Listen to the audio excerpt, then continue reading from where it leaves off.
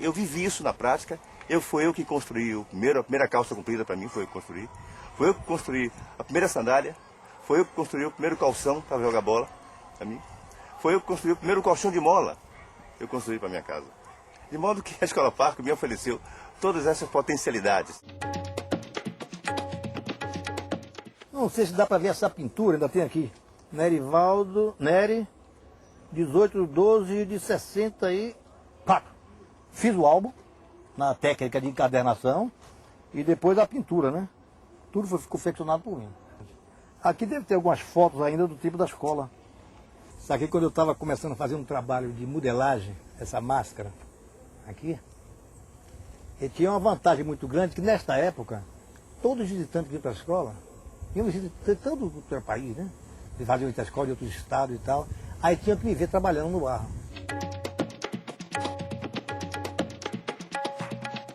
Ele entendia a educação como um espaço onde o espaço tinha que ser generoso. Lá você tem um teatro generoso, você tem uma biblioteca generosa, você tem uma área de convivência generosa, você tem árvores frondosas, isso é fundamental. A ideia de Anísio é que nós, essa geração nova que aparecia naquela época, tivesse contato com, inclusive, a construção e a instalação do edifício para colaborarmos na pintura de painéis. Aproveito esse momento para lembrar de que esses 500 metros quadrados executados por essa geração representa talvez o maior, pelo menos em superfície, maior experiência plástica, pelo menos na América do Sul.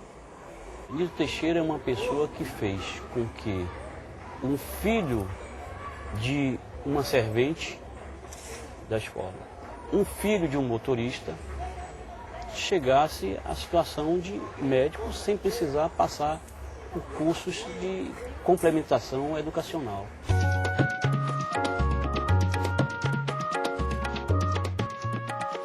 Sou a caçula de 8 filhos. E se a minha mãe não tivesse encontrado na vida o centro, eu não estaria, com certeza, na formação de educadora que estou hoje. Por conta que eu não ia ter condição de custear estudo de qualidade. Porque eu recebi estudo de qualidade. Porque ele me parece, em conversa que tínhamos, que ele tinha a ideia de que, para se ganhar tempo, a educação necessita de se dar o mais avançado do momento ao menos, diria, privilegiado.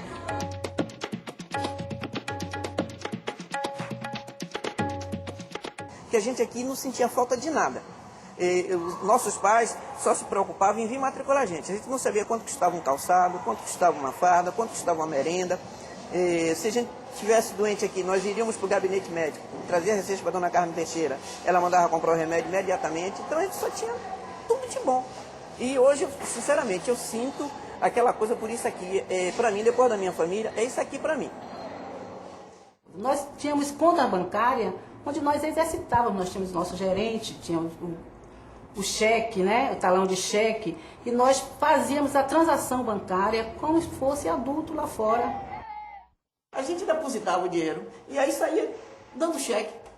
Eu dava às vezes 2, 3 reais, essa aí dava 50 centavos, 20 centavos, e aí o dono ia e recebia no banco. Era tudo feito pelo aluno.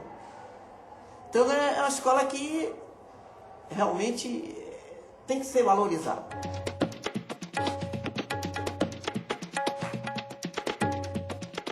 Nós viajávamos muito para fazer concerto, participar de concursos em outras cidades de Salvador. E houve assim a oportunidade, na época, se não me falha a memória, foi em 66, quando houve a inauguração da Sala Cecília Meirelles, no Rio de Janeiro. Ia haver um concurso nacional de coros orfeônicos escolar. E participamos a nível nacional com vários outros corais. Tivemos a oportunidade de americanos nos fotografar, mandar depois, foi a primeira experiência de fotografia colorida, que nós até aquela época não tínhamos a oportunidade de ter, e pra gente foi assim, muito maravilhoso mesmo essa experiência. E tivemos a oportunidade de interagir com outros estados e ver a nossa experiência, e eles ficarem assim maravilhados com o nosso depoimento, como era a nossa escola. Anísio Teixeira já se projeta internacionalmente. A Escola Parque joga Anísio Teixeira em outro patamar. Essa escola ficou conhecida, inclusive, porque a Unesco vinha e filmava a escola para reproduzir em países subdesenvolvidos, entendeu? Até Israel. Israel teve uma ligação enorme com Anísio Teixeira. Dizem que alguns kibbutz tiveram um viés da Escola Parque, entendeu? Meu pai era tão fã, tão empolgado com essa escola, tão agradecido da doutora Anísio e do Dona Carmen Teixeira, que ele compôs um hino para a escola. Com dever a Bahia agradece, grande centro educacional, ao mestre Anísio Teixeira, seu desvelo por nós sem igual. Com a escola nas mãos da sua mais fiel colaboradora, a mola propulsora daquele espaço, sua irmã, a psicóloga Carmen Teixeira, Anísio retorna em 1951 para o Rio de Janeiro.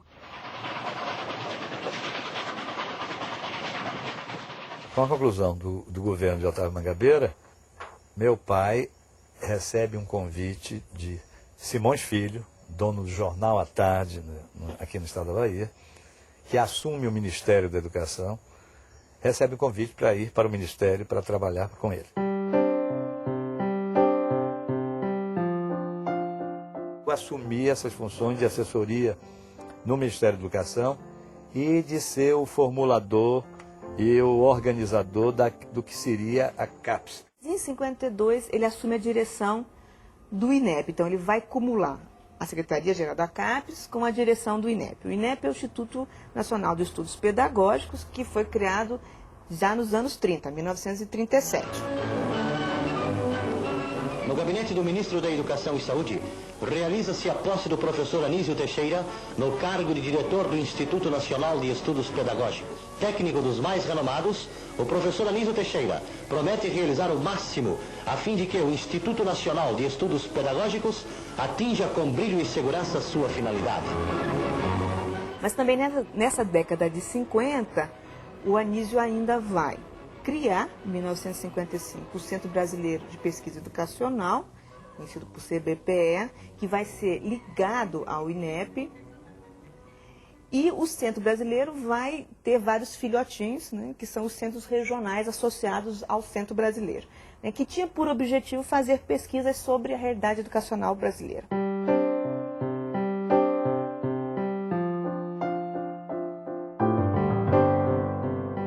Então, os anos 50 é a década em que se vai discutir qual que é esse projeto de educação nacional.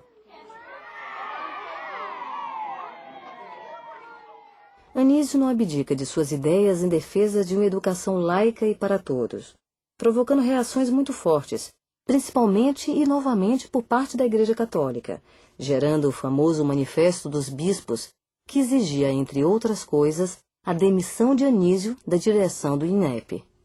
Então, meu pai passou a sofrer assim uma oposição sistemática, e mais do que sistemática, pressão mesmo junto aos poderes constituídos, no caso ao próprio presidente da República, o Juscelino Kubitschek, no sentido de ser essencial a demissão de meu pai, sob pena de se abrir a perspectiva de um total caos na educação brasileira com a implantação de um modelo comunista de educação. Modelo esse que meu pai, na intimidade, ria com muita frequência e dizia que era um dos poucos sistemas educacionais que ele não conhecia, era o sistema educacional comunista. Ele achava que não cabia essa coisa de nenhuma renúncia, quando muito aceitar a admissão, mas não renúncia. E se manteve no cargo. No se manter no cargo, ele angariou assim, uma solidariedade manifesta e presente de toda classe intelectual representativa mesmo. Também nos anos 50, publica Educação Não é Privilégio e Educação e a Crise Brasileira. O lazer dele era ler. Ele já acordava com o livro, dormia com o livro aqui, entendeu? O livro era embaixo do braço, no sítio estava com o livro, com os meninos era sempre com o livro, mostrando um livro. Não era de nadar, porque não sabia. mas gostava muito da água, admirava muito a água e não tinha, por conta de não nadar, nenhum perfil fóbico, não, de ter maiores cuidados. Não, ao contrário, às vezes até fazia estripulias.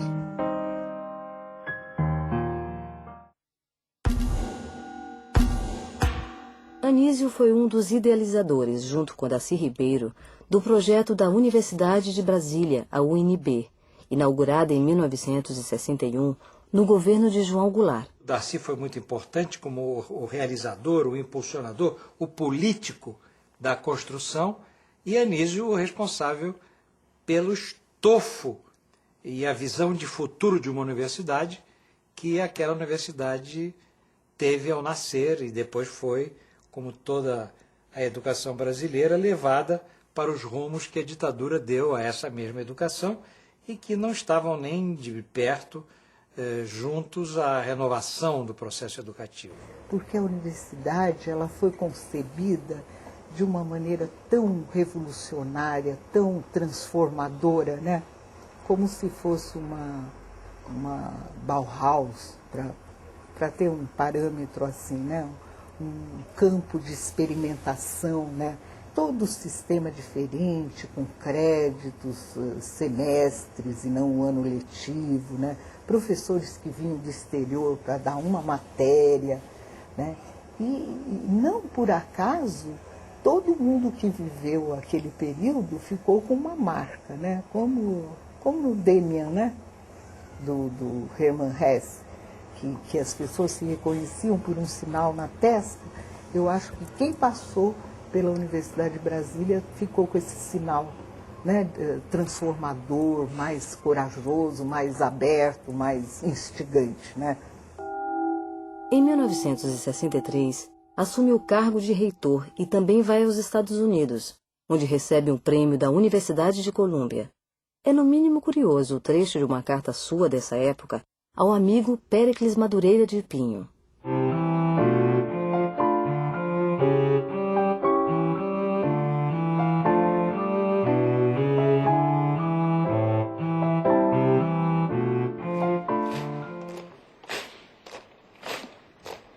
Vem o golpe de 64 e o Brasil entra no chamado Anos de Chumbo.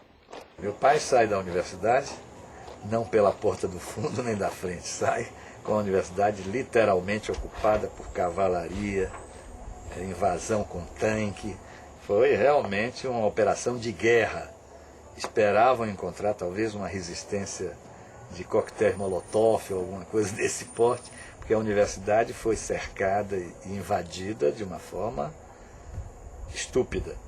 E as prisões foram imediatas e coisas que tal. Ele não chegou a ser preso, mas foi imediatamente levado para um interrogatório, um IPM, daqueles bem desconfortáveis, de ficar quase 24 horas sem descanso.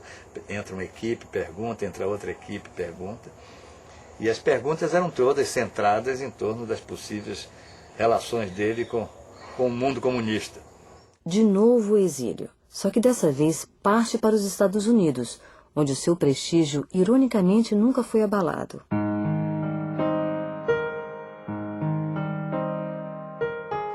Mais uma vez, meu pai era comunista no Brasil e não era comunista para o FBI. Fica como professor visitante de algumas das mais importantes universidades americanas, a de Colômbia, a de Nova York e a da Califórnia. Então, no caso de Anísio, somando os anos em que ele ia ser padre, a capacidade que ele teve de conceber que não tinha vocação, a abertura intelectual do mesmo, a formação norte-americana, a vivência num país subdesenvolvido, o fez compreender profundamente que essas perseguições faziam parte do processo.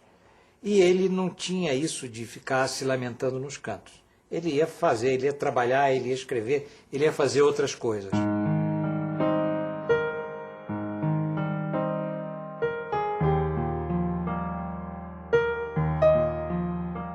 Na sua volta ao Brasil, torna-se consultor da Fundação Getúlio Vargas e dedica-se à literatura, organizando coletâneas e reeditando antigos trabalhos seus. A escrita para Anísio era uma escrita que tivesse Primeiro, a finalidade de permanecer. Segundo, a finalidade de analisar. Terceiro, a finalidade de que aquilo pudesse ser distribuído para a leitura de outros. Em 1971, estava envolvido com seu discurso de posse para a Academia Brasileira de Letras, onde ocuparia a cadeira do também baiano Clementino Fraga. A Academia Brasileira tinha a ver com ele como capitão de gravata tem a ver com capitão de fragata, não tinha nada a ver. Mas teria a ver, porque ele teria sido atraído e convencido pelos amigos, por Hermes Lima, por Afrânio Coutinho, por Abigar Renault, por conta disso, de ser na época importante ter alguém como ele entrando na academia. Então ele aceita muito em nome disso, do que ele representava em termos de uma ideia nova, de propostas novas, de propostas com esse, aquele cara, muito mais do que para vestir o fardão e assumir o fardão.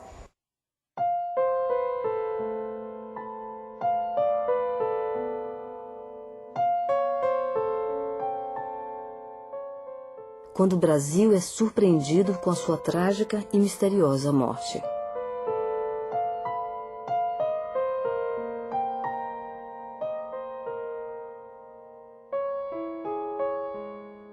É tão violento para nós, da família, é tão triste imaginar que possa ter ocorrido realmente uma morte pela repressão, né, que ele possa ter sido assassinado, que eu me dediquei à vida, a recuperar essa coisa da obra dele, do trabalho dele, nessa perspectiva. Agora, que a família nunca aceitou a situação dada como sendo de um acidente no elevador, morreu, caiu no fundo do poço do elevador, isso nós sabemos que não é verdade.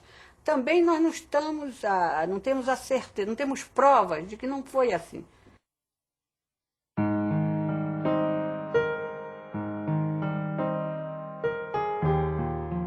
O fato de Anísio, que morreu em 1971, até hoje está lido, citado, procurado, buscado, seguido, mostra a sobrevivência, a força das ideias de educação.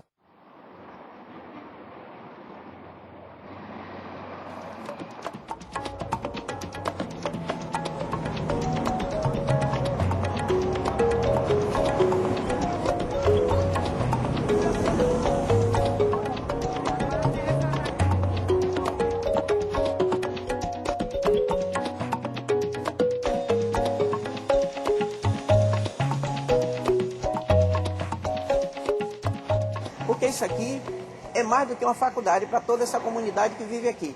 Por quê? Porque hoje no Brasil não existe uma escola igual a essa, para dar essa condição que dá essa área daqui. Quando eu cheguei aqui em 58, só existia só esse pavilhão. Hoje são 7 setores, 7 pavilhões que nós temos aqui, que é o setor de artes, é o setor de educação física, é o teatro, a biblioteca, o setor de informações, a administração e a cantina. Aí nesse momento agora está acelerando a massa para poder vir a fermentação lenta.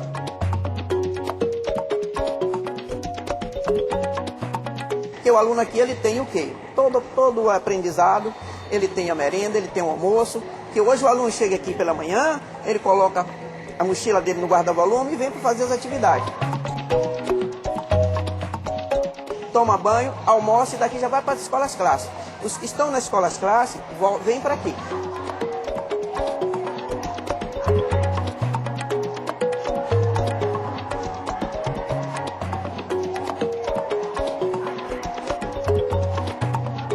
Antigamente, essa escola só era toda regida pelo governo federal. Aí depois passou, porque o espaço era do Estado, passou-se para o Estado e a coisa ficou bem diferente, mais difícil, porque realmente manter isso aqui é muito caro.